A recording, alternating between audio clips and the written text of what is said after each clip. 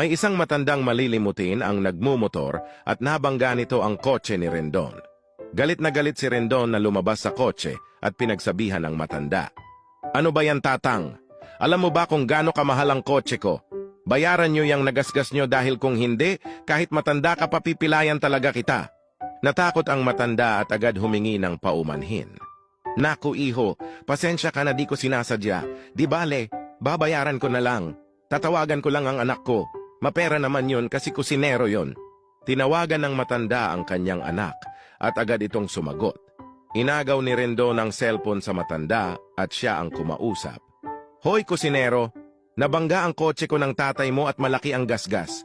Sabi ng tatay mo mapera ka daw dahil kusinero ka. Puntahan mo kami dito at bayaran mo to dahil kung hindi, pag-uumpugin ko kayo ng tatay mo. Makalipas ang ilang minuto, may dumating na sasakyan at bumaba si Sir Manny.